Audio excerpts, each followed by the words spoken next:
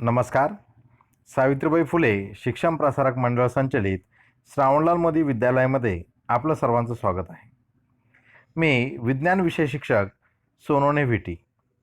आज आपण science and technology part 2 मधील chapter number 1 heredity and evolution या पाठातील काही घटक आज आपण अभ्यासणार आहोत. In this section, we are going to take a look at Darwin's theory of natural selection, लॅमार्किझम आणि ह्युमन इव्होल्यूशन हे घटक आज आपण या पाठामध्ये अभ्यासणार आहोत.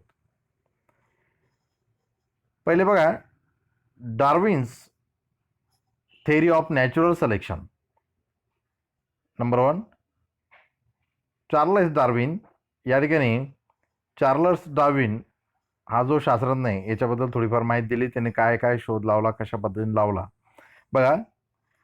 Propose the theory of natural selection. This theory is an important milestone in the study of evolution. Charles Robert Darwin याने नैसर्गिक निवडीचा सिद्धांत मांडला आहे. हा सिद्धांत उत्क्रांतीशास्त्रात एक मोलाचा दगड ठरला आहे. त्याच्यापासून खूप काही फायदा त्या ठिकाणी झाला. पुढील या ठिकाणी कशा पद्धतीने मानवामध्ये बदल होत गेला, त्याचबरोबर सजीवांमध्ये वेगवेगळ्या प्रकारे बदल कशा पद्धतीने होत गेले, हे सर्व या ठिकाणी याने ज्या पद्धतीने मांडणी केली, जो त्या ठिकाणी त्यानं सिद्धांत लिहिला, ज्या ठिकाणी त्याने इव्हॉल्युशन त्या ठिकाणी दाखवलं, उत्क्रांती कशा पद्धतीने झाली हे दाखवण्याचा प्रयत्न केला, तो एक मोलाचा दगड म्हणून या ठिकाणी ठरला. Theory of natural selection. The survival of fittest, that is organisms which are fit for survival, evolve, while those that are not perish. The natural selection thus act to produce new species. या ठिकाणी त्यांना सांगण्याचा प्रयत्न केला की सक्षम जे आहे, जे सजीव सक्षम आहे ते जगतील आणि जे सक्षम नाही ते त्या ठिकाणी ते नष्ट त्यातून होतील. म्हणजे या ठिकाणी पूर्वजांपासून क्रमाक्रमाने व हजारो वर्षाच्या कालखंडानंतर सजीवांच्या सर्व जाती समान विकसित या ठिकाणी झाल्याच आहेत. हा विकास नैसर्गिक निवडीमुळे झाला आहे. त्याचबरोबर त्यातून नव्या जातीसुद्धा या ठिकाणी निर्माण झालेल्या आहे. आणि जे सक्षम आहे, जे चांगले त्या ठिकाणी त्या पर्यावरणासोबत जुळवून घेऊ शकतात, तिथल्या वातावरणासोबत जे जुळून घेतात जे सजीव, ते सजीव टिकलेत, जगलेत, त्यांची वाढ झाली, नव्या पिढी त्या ठिकाणी तयार झाल्या आणि जे या ठिकाणी टिकू शकले नाही ते या ठिकाणी नष्ट झाले. Theory of natural selection is given in the book Origin of Species, which is written by Darwin. For this study of evolution, Darwin had collected and observed innumerable specimens of plants and animals. बघा, त्याने डार्विनच्या origin of species या पुस्तकात काही हा सिद्धांत त्या ठिकाणी देण्यात आलेला आहे. यासाठी त्यांनी विविध प्रदेशातील वनस्पती व प्राण्यांचे असंख्य नमुने, त्याने खूप त्या ठिकाणी प्राणी आणि वनस्पतींचे वेगवेगळ्या प्रदेशात जाऊन, वेगवेगळ्या प्रदेशातील देशातील प्रांतातील त्या ठिकाणी त्याने काय केले, वनस्पती आणि प्राण्यांचे नमुने त्या ठिकाणी गोळा करून त्यांचे त्या ठिकाणी त्यांनी निरीक्षण केले, त्याच्यावरती त्यांनी अभ्यास केला. Important explanation of theory of natural selection. नैसर्गिक निवड सिद्धांताचे स्पष्टीकरण या ठिकाणी देण्यात आलेले. All living organisms reproduce prolifically. बघा, या ठिकाणी सर्व जीव प्रचंड संख्येने पुनरुत्पादन या ठिकाणी करतात. त्याचबरोबर there is competitions with each other or struggle for survival. या ठिकाणी हे सर्व जीव एकमेकांशी कॉम्पिटिशन करतात, म्हणजे स्पर्धा, खूप त्यामध्ये जीवघेणी स्पर्धा या ठिकाणी ते करतात. आणि हे सगळं फक्त याच्यासाठीच असते, जगण्यासाठी. हे स्ट्रगल कशासाठी आहे, पूर्णपणे जगण्यासाठी, ते जीवांची त्या ठिकाणी वाढ होण्यासाठी. Organisms that show essential modification for survival सिटेन्स व्हाईल रिमेनिंग पेरिश. या स्पर्धेत जो जीव जिंकण्यासाठी आवश्यक गुणधर्म दाखवतो तोच तगून राहतो, तोच जगतो. Survival of the fittest and elimination of misfit is the natural selection. निसर्गात सुयोग्य जीवच जगतात, बाकीचे मरतात, यालाच नैसर्गिक निवड असे म्हणतात. वेल ॲडॅप्टेड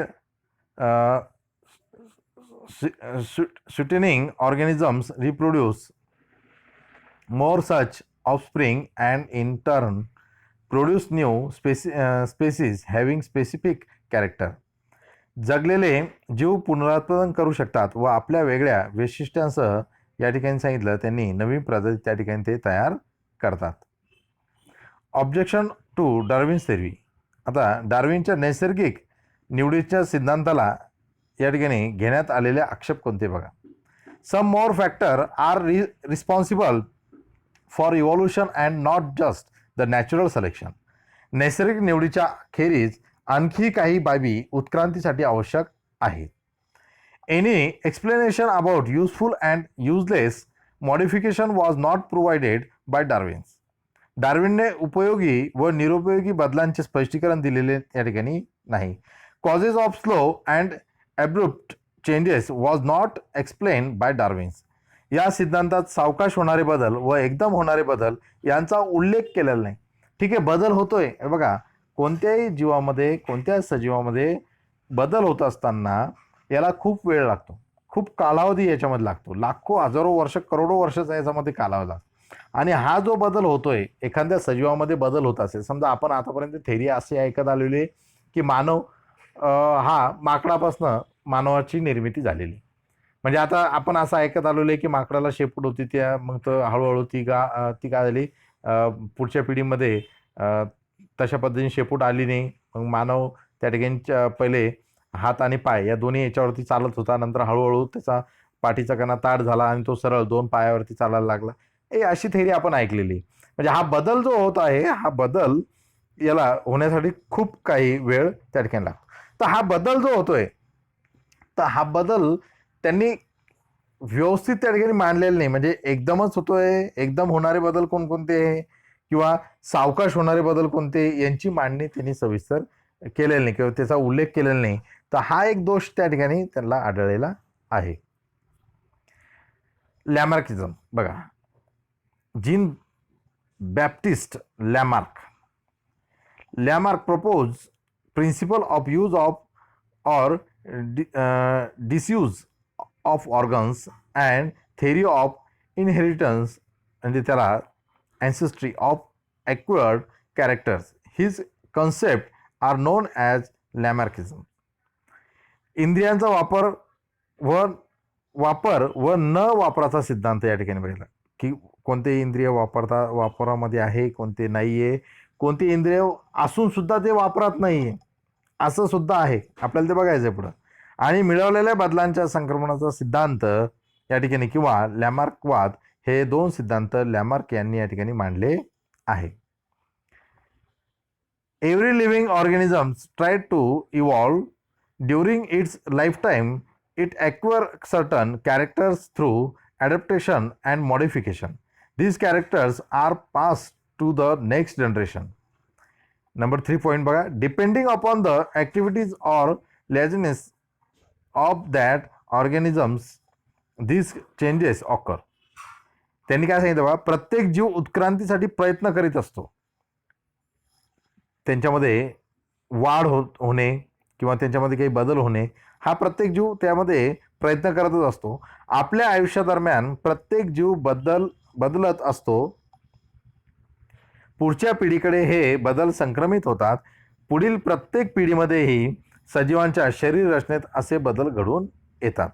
हे बदल घडण्याचे कारण म्हणजे त्या जीवाने केलेला प्रयत्न वा केलेला आळस हेच असते.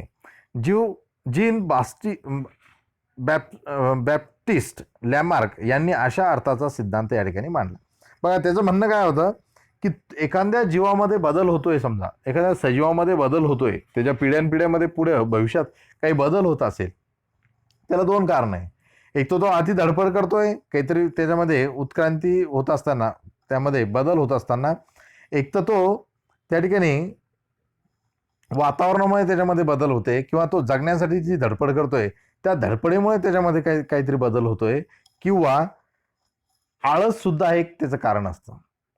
समजा एखादा अवयव त्याने जर उपयोगात नाही आणला, तर भविष्यामध्ये काही पिढ्यांनंतर हा अवयव त्या ठिकाणी काय होतो, घाव म्हणता येईल, किंवा तो पुढच्या पिढीमध्ये नष्ट होतो. हे सुद्धा एखाद्या सजीवामध्ये बदल होण्याचं कारण असू शकतं. म्हणजे आळस सुद्धा या ठिकाणी हे एक कारण आहे, की पुढच्या पिढीमध्ये एखादा अवयव, किंवा त्या ठिकाणी आपण इंद्रिय म्हणू, एखादा इंद्रिय त्या ठिकाणी नाहीसा होण्याचा. एक्सप्लेन्स ऑफ ॲक्वायर्ड कॅरेक्टर्स, मिळवलेली वैशिष्ट्ये बघा. एक उदाहरण घेऊ आपण या ठिकाणी. For several generations, giraffe extend the neck for browsing on live from heights. Due to such extension of neck, giraffe become long neck. Giraffe आपली मान ताणत पिढ्यानपिढ्या झाडांवरची पाने खात असल्यामुळे त्यांची मान लांब झाली, हे असं त्या ठिकाणी आपल्या लक्षात येतं.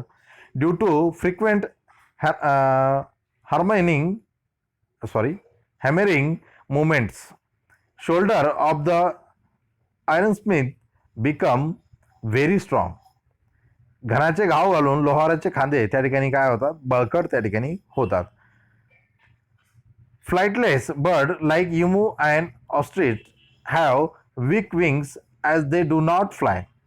शहामृग, इमू आणि पेंग्विन अशा पक्ष्यांचे न उडल्यामुळे पंख त्या ठिकाणी कमकुवत झाले. या पक्ष्यांना आपल्याला दिसतं बघा, पंख वगैरे आहे, परंतु या पंख ते त्या पंखांद्वारे ते उडू शकत नाही. कारण की या ठिकाणी हे जर उदाहरण बघितलं तर एक आपल्याला असं म्हणता येईल की एक आळसचं उदाहरण आहे. म्हणजे त्यांनी जर यांच्या पूर्वजांनी जर आळस केला असेल उडण्यासाठी, त्या पंखांचा जर उपयोगच त्यांनी केला नसेल, तर हे पंख असून सुद्धा उडू शकत नाही, आहे की नाही.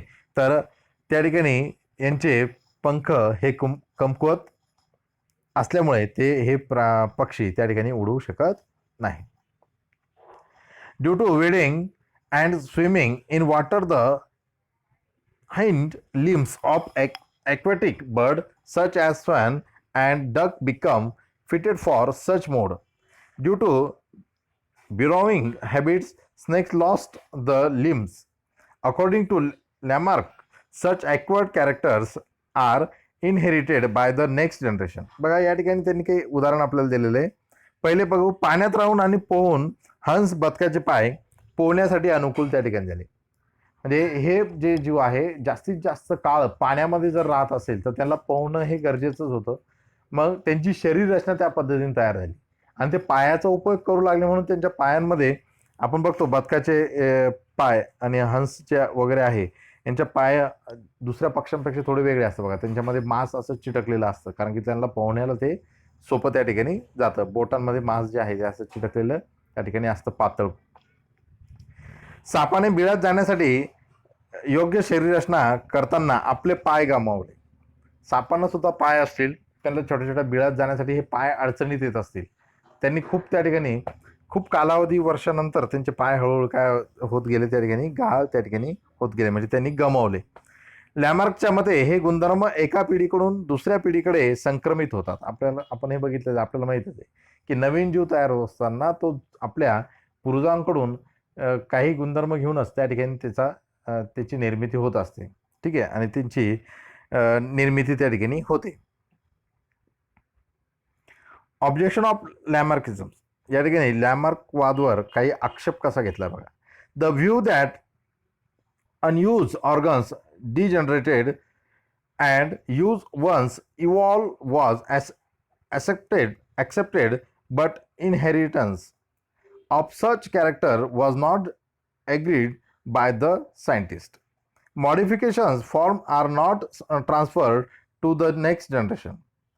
विशिष्ट स्वरूपातील प्रयत्नांमुळे शरीर रांगांचा विकास अथवा प्रयत्न न केल्याने होणारा ऱ्हास मान्य झाला, पण त्याचे पिढी दर पिढी संक्रमण अमान्य त्या ठिकाणी झाले. स्वतःमध्ये घडवून आणलेले बदल नव्या पिढीकडे दिले त्या ठिकाणी त्यांनी दिले जात नाहीत. हा या ठिकाणी काही आक्षेप, त्यांनी काही मुद्दे या ठिकाणी मांडलेले आहे. या ठिकाणी बघा, इनहेरिटन्स ऑफ ॲक्वायर्ड कॅरेक्टर्स, संपादित गुणांचा अनुवंश कसा आहे. This concept state that the living organisms is able to transfer the characters which it has acquired to the next generation. सजीवांच्या जीवनकाळात त्याने संपादित केलेले गुण संततीकडे संक्रमित होतात. यालाच संपादित गुणांचा अनुवंश असे या ठिकाणी म्हणतात. या ठिकाणी बघा, स्पेसिएशन आपल्याला याची काही माहिती दिली. Due to evolution new species of plants and animals are form. उत्क्रांतीमुळे प्राणी व वनस्पती यांच्यातील विविध जातींचा उद्भव ही प्रक्रिया घडते. या ठिकाणी आपण स्पेसिएशन याबद्दल आपण माहिती बघतोय.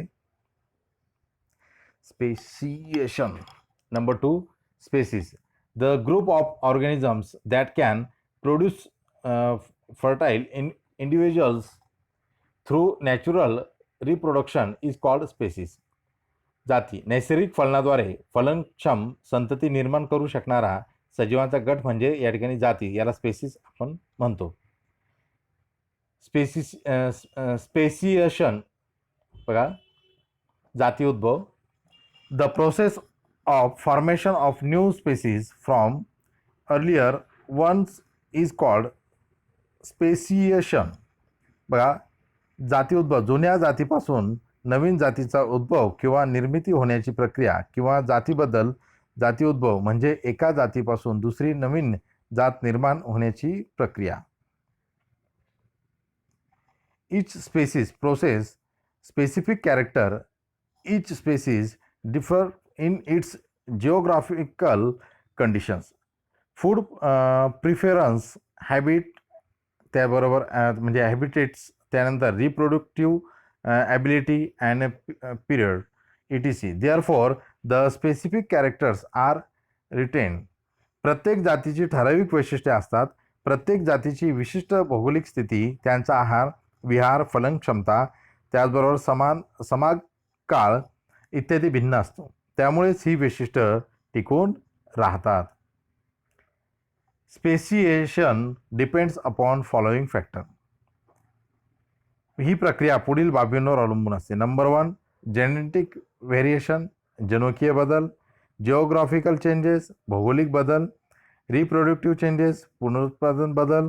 त्याचबरोबर नंबर 4, सजीवांचे त्यांनी सांगितलं बघा, geographical or reproductive isolation for a long period. सजीवांचे मोठ्या कालावधीसाठी भौगोलिक व पुनरुत्पादन या ठिकाणी अलगीकरण, हे काही मुद्दे या ठिकाणी त्यांनी आपल्याला सांगितलेले आहे. आता आपण पुढे बघा, या ठिकाणी human evolution. The biodiversity that is non that has been said to be formation from very simple unicellular organisms due to evolution. In this evolution, origins of human evolution can be shown as per the picture given below. मानवी उत्क्रांती, या ठिकाणी उत्क्रांतीमुळे अत्यंत साध्या व एकपेशीय सजीवांपासून ज्ञात या ठिकाणी असलेल्या जैवविविधतेची जडणघडण झालेली दिसते. यातील मानववंशाची सुरुवात थोडक्यात पुढील चित्राप्रमाणे या ठिकाणी आपल्याला देता येईल. या ठिकाणी बघा विद्यार्थी मित्रांनो, आता आपल्याला जर्नी ऑफ ह्युमन, मानवाची या ठिकाणी उत्क्रांती कशा पद्धतीने झालेली आहे हे आपल्याला या ठिकाणी दाखवण्याचा प्रयत्न या ठिकाणी केलेला आहे. तर या चित्राद्वारे आपण आता समजून घेणार आहोत की कशा पद्धतीने मानवाची उत्क्रांती या ठिकाणी झालेली आहे. बघा, तुमच्या पुस्तकामध्ये सुद्धा याची माहिती सविस्तर तुम्हाला दिलेली आहे. पण आपण या ठिकाणी जाणून घेऊ की किती लाख वर्षापूर्वी, किती कोटी वर्षापूर्वी कशा पद्धतीने या ठिकाणी यांच्यामध्ये हा बदल होत गेला. आता या ठिकाणी बघा, 7 कोटी वर्षापूर्वी पहिलं चित्र जे दिसतंय तुम्हाला, या चित्रांवरनं आपल्याला बघायचं आहे की 7 कोटी वर्षापूर्वी त्या ठिकाणी एक प्राणी दाखवलेला आहे बघा, माकडासारखा. तो झाडावरती चढतोय, आहे की नाही, चढलेला आहे. आणि आता या प्राण्यामध्ये काय बदल होत गेला बघा. त्यांनी सांगितलं की 7 कोटी वर्षापूर्वी हा जो प्राणी आपल्याला दिसतोय याला शेपूट पण आहे, म्हणजे या प्रकारे आपण एक त्याला माकडच समजू. ठीक आहे. तर या ठिकाणी काय होत गेलं,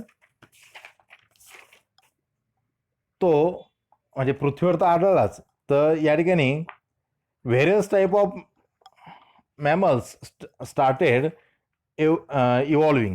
आणि त्यांनी असं सांगितलं की निरनिराळ्या सस्तनी प्राण्यांची या ठिकाणी उत्क्रांती झाली. म्हणजे 7 कोटी वर्षापूर्वी वेगवेगळ्या प्राण्यांची उत्क्रांती झाली, तर हा प्राणी त्यातला एक आहे समजा. ठीक आहे, शेपूट असलेला पहिला प्राणी. त्यानंतर 4 कोटी वर्षापूर्वीची गोष्ट बघा, 4 या ठिकाणी करोड इयर्स ॲगो. या ठिकाणी त्यांनी सांगितलं की असे प्राणी आफ्रिकेत या ठिकाणी आढळले. आणि tails disappear brain enlargement improvement in the hand, यांच्यामध्ये काय होत गेलं, शेपट्या नाहीशा होत गेल्या आणि मेंदूचा विकास त्या ठिकाणी काय होत गेला. त्याचबरोबर त्यांच्या पंजामध्ये सुधारणा होत गेली आणि हे प्राणी एप्स म्हणून या ठिकाणी अस्तित्वात आले. त्यांना एप किंवा कपी असं सुद्धा त्या ठिकाणी म्हणतात, एप्स. आता 2.5 लाख वर्षापूर्वी काय झालं बघा, परत पुढे 2.5 कोटी, ठीक आहे, सॉरी 2,50,00,000 वर्षापूर्वी, 2,50,00,000 इयर्स ॲगो. तर त्या ठिकाणी बघा त्यांनी सांगितलं आफ्रिकामध्ये हे अशा प्रकारचे हे आपल्याला प्राणी आढळले. आणि त्याने सांगितलं enlargement of brain strength in legs, त्यांच्या मेंदूचा विकास आणि पायांची बळकटी वाढली. 3 नंबरच्या चित्राबद्दल आपण माहिती बघतोय बघा. 3 आणि 4 नंबरच्या चित्रांमध्ये हा संबंध येईल समजा. ठीक आहे. त्यानंतर इव्हॉल्युशन ऑफ गिबॉन अँड ऑर्गेनटम्स. त्यानंतर इव्हॉल्युशन ऑफ गोरिल्ला अँड चिंपाझी. या ठिकाणी उदय कशाचा झाला, त्या ठिकाणी चिंपाझी व गोरिल्ला अशा प्राण्यांचा त्या ठिकाणी उदय झाला, म्हणजे त्यांच्यामध्ये. ठीक आहे. त्याचबरोबर उटान, त्याचबरोबर गिबन आणि ओरँग उटानमध्ये यांची उत्क्रांती त्या ठिकाणी झाली. आता पुढचं चित्र बघा. त्यांनी सांगितलं 1,00,000च्या आसपास, समजा 1 कोटीच्या आसपास समजा, 2 कोटी आणि 2.5 कोटीच्या दरम्यान, किंवा त्या ठिकाणी असं म्हणता येईल आपल्याला 1 कोटीच्या दरम्यान, हे सुद्धा प्राणी जे आहे ते आफ्रिकेमध्ये आढळले. त्याला साऊथ आफ्रिकेमध्ये त्यांचं अस्तित्वात पहिली सुरुवातीला आढळलं. आता हे सगळं अंदाजे थोडं आणि शोधच्या आधारावर सांगितलेलं आहे बरं का. आणि हे आकाराने खूप मोठे होते. त्यांनी सांगितलं की हे त्यांचा आकार खूप मोठा होता. त्याचबरोबर वॉकिंग ऑन 2 लेग्स, आणि हे 2 पायावर चालणारे होते. इन्स्टेड ऑफ 4 डेव्हलपमेंट ऑफ लंबर बोन्स वॉकिंग सेमिट्स. बघा, हे 4 पायांऐवजी त्यांच्या मागील 2 पायावर चालायला त्यांनी सुरुवात केली आणि कमराच्या हाडांचा त्या ठिकाणी काय झाला, त्यांचा विकास त्या ठिकाणी झाला आणि ते ताट उभी राहू लागली. आता फर्स्ट ह्युमन लाईक ॲनिमल्स, आणि त्याला त्या ठिकाणी रामपिथिक्स असं म्हटलं. पहिले मानव सदृश्य प्राणी, म्हणजे मानवासारखे थोडे थोडे दिसायला लागले. आजचा मानव जो आहे ना आपल्यासारखे, हे थोडे थोडे दिसायला लागले. ठीक आहे. त्यानंतर बघा, आपण जर बघितलं 40, तुम्हाला त्यांनी सांगितलेले पुस्तकामध्ये दिलेले सुमारे 40 लाख वर्षापूर्वी, 40 लाख वर्षापूर्वी हे प्राणी जे आहे ते आपल्याला आफ्रिकेमध्ये आढळले. त्याचबरोबर आफ्रिका, एशिया आणि युरोपसुद्धा म्हणता येईल आपल्याला, किंवा हां ठीक आहे, युरोपमध्ये सुद्धा ते आढळले. साऊथ आफ्रिकेमध्ये जास्त आढळले, युरोपमध्ये वगैरे ते नंतर काही दुसरे प्राणी आढळले, पण 40 लाख वर्षापूर्वी हे आफ्रिकेमध्येच आपल्याला आढळले. आणि एप आकाराने ते मोठा झाला त्या ठिकाणी तो प्राणी. त्याच्यात हळूहळू काय होऊ लागला, थोडा थोडा बदल त्यामध्ये, आणि तो थोडा हुशार झाला. काही गोष्टी त्याला लक्षात येऊ लागल्या, म्हणजे तो हत्यारे वगैरे घेऊन फिरू लागला. काही एखादा प्राणी त्याला मारायचा असेल किंवा पकडायचा असेल तर अशा पद्धती. त्याचबरोबर बघा, आपण जर बघितलं ॲप्रॉक्सिमेटली 40 लाख इयर्स ॲगो जर आपण हे बघितलं, त्यानंतर ॲप्रॉक्सिमेटली जर बघितलं 15 लाख इयर्स ॲगो, तर हा प्राणी आपल्याला China and Indonesia in Asia Africa, आशिया आणि आशिया खंडात चीन आणि इंडोनेशियापर्यंत याचा वावर त्या ठिकाणी सुरुवात झाला. आणि हा प्राणी त्या ठिकाणी ओळखू लागले की स्किलफुल मॅन, म्हणजे त्या ठिकाणी तो एक कुशल मानव, एक थोडा त्याच्यामध्ये विकास होत गेला. आणि त्या ठिकाणी त्यांनी सांगितलं man who call walk upgrade, म्हणजे त्या ठिकाणी तो थोडा ताट चालणारा मानव त्या ठिकाणी तयार झाला. आणि त्या ठिकाणी त्यांनी सांगितलं की जो तयार झाला प्राणी, त्याला ओळख म्हणून first member of wise man homo sapiens, त्या ठिकाणी त्याला मानव सदृश प्राणीची रचना त्या ठिकाणी तयार झालं. यालाच मानव होमो प्रजातीचा उदय आपण त्याला म्हणू शकतो, किंवा होमोस्पेसियन वर्गातला एक प्राणी त्या ठिकाणी तयार व्हायला सुरुवात झाली. 1,00,000 वर्षापूर्वी सुद्धा तशाच पद्धतीने सुरुवात झाली. त्याचबरोबर बघा 50,000 वर्षापूर्वी जर आपण बघायला गेलो, तर त्यांनी सांगितलं की हा आफ्रिका, एशिया आणि युरोपमध्ये आढळला. त्यानंतर evolution at very fast rate, आणि यांचा विकास खूप जोरात होत गेला. कारण बघा एकदा त्यांनी आपण बघत आलोय की मानवाने हळूहळू त्या ठिकाणी स्वतःमध्ये विकास घडायला सुरुवात केली. आणि ज्यावेळेस त्याला जास्तीत जास्त आयडिया आणि थोडं थोडं कळू लागलं, मग त्यांचा विकास जो आहे तो झपाट्यानं होऊ लागला. मग 50,000 वर्षापूर्वी बघा त्याची वाढ जी आहे ती खूप फास्ट त्या ठिकाणी होऊ लागली. आणि त्याला मॅग्नॉन मॅन या ठिकाणी म्हणू लागले. त्याला त्या ठिकाणी मान्या किंवा को मॅग्मन मानव या ठिकाणी त्याला म्हणू लागले. 10,000 वर्षापूर्वी बघा हा सर्व पृथ्वीवर आढळायला लागला मग. आणि त्याने invention of agriculture, rearing of cattle, त्याचबरोबर इस्टॅब्लिशिंग सिटीज अँड सिव्हिलायझेशन्स, त्याचबरोबर डेव्हलपमेंट ऑफ कल्चर. तो शेतीची सुरुवात त्याने केली, पशुपालनाची सुरुवात केली, वसाहतीमध्ये तो राहू लागला, वसाहती करून मानव एकत्र राहू लागले, संस्कृती त्या ठिकाणी उदयास आली. ठीक आहे.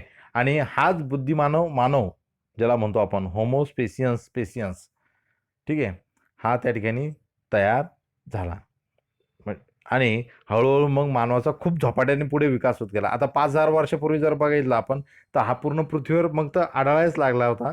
त्याचबरोबर invention of art of writing and beginning of historical period, या ठिकाणी त्याचा लिहिण्याचा कलेचा शोध, त्याचबरोबर इतिहासाची सुरुवात, आणि आधुनिक मानव म्हणून त्याला ओळखू लागले. आणि 400 वर्षापूर्वी, म्हणजे आताच मागे काही वर्षापूर्वीची गोष्ट समजा आपण बघितली 400 वर्षापूर्वी, तर तो त्या ठिकाणी invention of art of writing and beginning of historical period, त्या ठिकाणी लिहिण्याच्या कलेचा शोध, इतिहासाची सुरुवात, त्याचबरोबर आजच्या आधुनिक शास्त्रांचा उदय त्या ठिकाणी त्याच्याकडून होऊ लागला. ठीक आहे. एमर्जन्स ऑफ मॉडर्न सायन्स, त्या ठिकाणी आजच्या आधुनिक शास्त्रांचा त्या ठिकाणी उदय होऊ लागला. आणि 200 वर्षापूर्वी जर बघायला गेलं आपण, तर राईज ऑफ इंडस्ट्रियल सोसायटी, तो हळूहळू औद्योगिक समाजाची त्या ठिकाणी मानवाने सुरुवात केली. कल्चरल इव्हॉल्युशन ऑफ मॅन, आणि मानवाची सांस्कृतिक वाढ त्या ठिकाणी झाला, आणि एक मॉडर्न मॅन त्या ठिकाणी तयार झाला. त्याला आपण आधुनिक मानव म्हणतो, बुद्धिमान मानव त्याला आपण म्हणतो. अशा पद्धतीने मानवाची या ठिकाणी आपण उत्क्रांती कशा पद्धतीने झाली आपण हे बघितलं. विद्यार्थी मित्रांनो, लेक्चर नंबर 4 मध्ये आपल्याला chapter number 2 life process in living organisms part 1 या पाठाबद्दल माहिती बघायची आहे. धन्यवाद.